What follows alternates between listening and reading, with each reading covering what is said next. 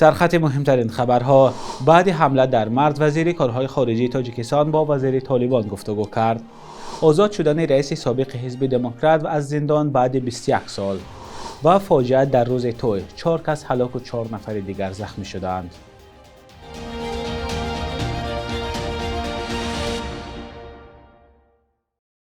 سلام بینندگان عزیز، هفته نوتان بخیر باشد. برنامه نویدی بامدادی از تقدیم شما با تازه ترین خبرهای تاجیکستان و جهان امروز 29 دکبر سال 2025 است.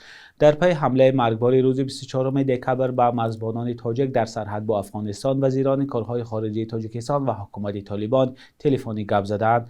در این حمله 2 افسر تاجیک جان باختند. امیرخان متقی وزیر کارهای خارجه حکومت طالبان روز 27 دکبر در کابل گفته است که درباره حادثه تاجیکستان با جدیت تحقیقات را آغاز کرده ایم. این مقامدار حکومت طالبان با اشاره به کشته شدن مرزبانان تاجیک گفته است حلقه های مغرض میخواهند رابطه های تاجیکستان و طالبان را برهم بزنند، اما متقی از کدام کشور و یا گروه نام نبرده است. با گفته وزیر کارهای خارجه حکومت طالبان با همتای تاجیکش توافق کردند که برای پیشگیری از تکرار چنین رویدادها به طور مشترک کار کنند.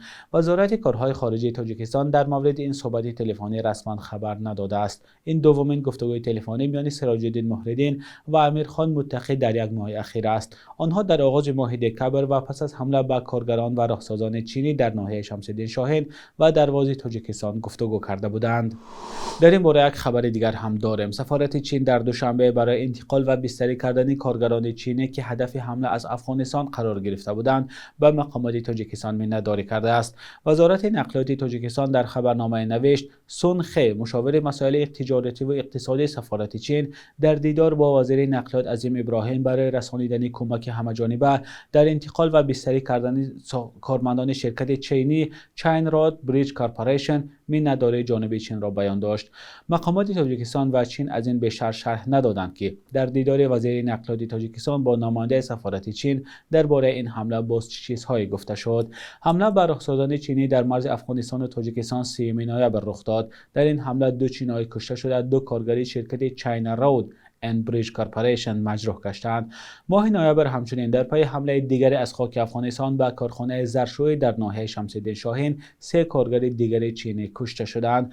مقامات تاجیکستان از حکومت طالبان خواستند که برای تامین امنیت در مرز و پیشگیری از چنین حمله ها بیشتر تلاش کنند. رسانه‌های افغانستان از بازداشت چند گمانبر در این حمله خبر دادند، اما درباره تحقیقات این حادثه دیگر خبری داده نشد. محمد روزی اسکندرov سابق رئیس حزب دموکرات تاجیکستان پس از 21 سال ادای جزا از زندان رها شد. تیمور تاشوف برادر محمد روزی اسکندرov 27 دکبر به رده آزادی گفت او حالا در آزادی است و در نزد پیوندانش می باشد. مقامات تاکنون درباره رهایی این سیاستمدار شناخته ابراز نظر نکردند. محمد روزی اسکندرov از فرماندهان اتحادیه پیشین نیروهای اپوزیسیونی تاجیک پس از امضای سازشنامه صلح از حساب تقسیم 30% قدرت به مقام دولتی رسید. رئیس شرکت دولتی تاجیکگاز بود. سال 1999 رئیس حزب دموکرات تاجیکستان انتخاب شد و این سازمان سیاسی را به یک از رقیبان حزب حاکم تبدیل داد. سال 2003 بعد مخالفتش با تغییر مهلت پرزیدنتی از مقام رئیس شرکت دولتی تاجیکگاز برکنار گردید. سال 2005 در مسکو ناپدید و به طور مرموز به دوشنبه آورده شد. دادگاه عالی تاجیکستان سال 2005 اسکندرov را به گناه تشکیل حمله به شعبه کارهای داخلی و دادستانی ناحیه تاجیک‌آباد، غارت اموال تاجیکگاز، حفظ و نگهداری سلاح و محافظ 23 سال زندانی کرد. محمد روزی اسکندرov و طرفدارانش آن زمان به حکم دادگاه راضی نبودند و قضیه را سیاسی می‌خواندند. در پی صدمه یک ماشین تویانه در ولایت ختلان 4 خویشاوند داماد به هلاکت رسیده، 4 کس دیگر مجروح شدند. حادثه روز 27 دکبر در شاهراه دنغره لیوکن رخ داده است. خبرگزاری از پلاس نوشته است که صدمه زمانی رخ داد که کاروان تویانه برای آوردن عروس از ناحیه واسع به ناحیه جلال‌الدین بلخی می‌رفتند. به گفته منبع یکی از این ماشین‌ها به سمت مقابل برآمده با خودروی لکسوس برخورده است. در این صدمه برادر و 3 خویشاوند دیگری داماد به هلاکت رسیدند. فوتیدگان از 15 تا 42 سال سن داشتند و همشان ساکنان ناحیه واسع بودند. مقامات درباره سبب‌های این حادثه رسما خبر ندادند. در یک ماه اخیر این حداقل 3مین صدمه کاروان‌های تویانه است که رخ می‌دهد. روز 14 دکبر در پی برخورد ماشین داماد و عروس به یک اتومبیل بارکش در راه حصار دوشنبه 3 نفر آسیب گرفتند. ماه نوامبر امسال در ناحیه رشت در وقت توی ماشین با ستون بتونی برخورده سبب مرگ 3 جوان شد. این صدمه همزمانی رخ داده بود که نزدیکان داماد برای آوردن عروس می‌رفتند. سالانه در صدمه‌های نقلیاتی در تاجیکستان صدها کس کشته و معیوب یک عمر می‌شوند. تا پایان سال 2025 تنها 3 روز دیگر مانده است. در این سال دنیا شاهد تحولات‌های جدی شد، از جمله پایان جنگ در غزه و تلاش‌ها برای ختم جنگ در اوکراین. تاجیکستان هم امسال شاهد چند رخدادهایی بود، از جمله زندانی شدن چندین چهره‌های شناخته در پرونده کشش تبادلات، انتخابات پارلمانی، سخت‌تر شدن لیمیت برق و چند حادثه دیگر. همکاران ما زرانگیز نوروزشاه و برات یوسفی از ساکنان و مهمانان شهر دوشنبه پرسیدند که از سال 2025 چه خاطره‌ها دارند. پاسخ ساکنان را با هم ببینیم. واقعه مهمه که در سال 2025 به من رخ داده بود این داخل شدن به دانشگاه خودم که محض این نقشه من بود و به مقصد خودم رسیدم. بسیار خاطره های زیبا دارم، بسیار دخترچه دار شدم، خدا شکر. بسیار خاطره های زیبا دارم، فراموش نشونده.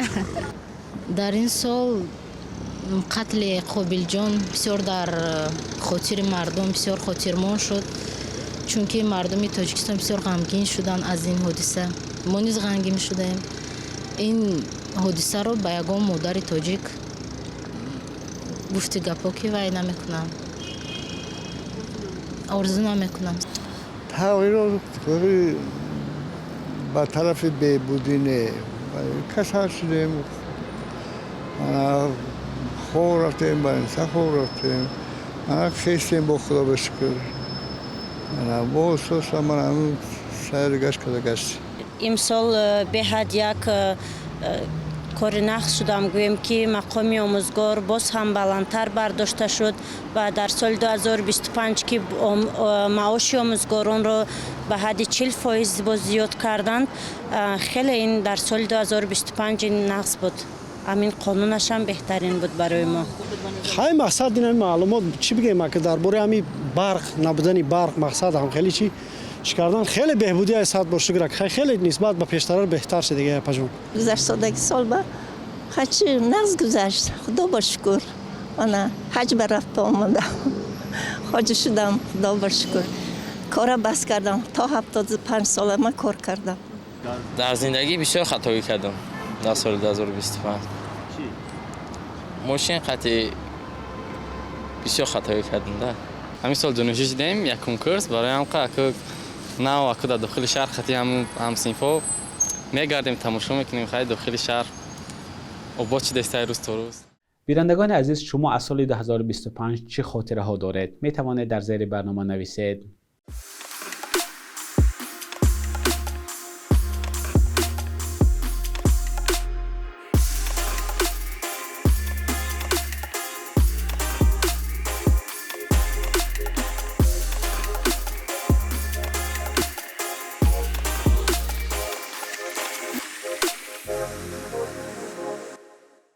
'بخش یک روز تاریخ است که مهمترین تحولات تاریخی در روز 29 دکبر را فرا می‌گیرد.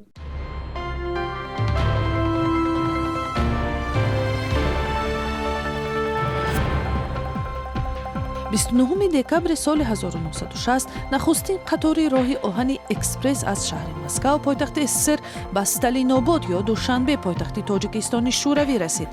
این سمت بسیار مهمی حرکت مسافران گردید که از مرکز روسیه توسط قزاقستان به تاجیکستان و برعکس حرکت میکرد و سالهای استقلالیت راهی مهمی صدها هزار مهاجران کاری هم گردید. 29 دکبر سال 2010 عطاالله رقیبوف ساکن دهه زرکمری ناحیه فیض‌آباد همراه با اویله و 5 فرزندش از تخریب منزل خودساختی او در نزد اداره امبودسمن تاجیکستان دست به گروسنه‌نشینی زد. دادگاه گفت که خانه او غیر قانونی بنیاد شده است و تصمیم مقامات کاری درست بود، ولی این عائله نادار که با پول آخرینش برای خود سرپناه ساخته بود از پایمالشوی حقوق شکایت میکرد. مراجعت‌های به تکرار رقیبوفا به مقامات به نتیجه انجام مید و در نهایت این عائله با کمک محیدین کبیری رئیس حزب همکنون ممنوع نهضت اسلامی صاحب خانه نو شد. 29 دکبر سال 2013 در دوشنبه در سن 64 سالگی بر اثر بیماری سابق وزیر عدلیه و عضو کمیسیون آشتی ملی خلیفه بابا حامدوف درگذشت. خلیفه بابا حامدوف یکی از اساسگزاران حرکت ملی رستاخیز در سال 1990 محسوب می شود و یکی از کمترین نمایندگان این جنبش بود که توانست بعد سال 1992 نیز در حکومت کار کند.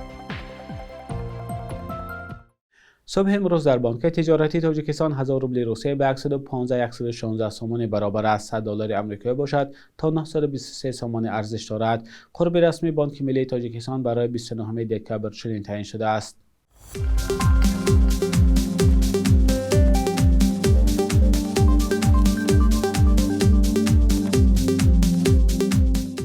بینندگان عزیز، به پایان برنامه نویدی بامدادی رسیدیم. لطفا نظر و پیشنهادهای خود را به ما فرستید. تا فردا، خدا نگهدارتان.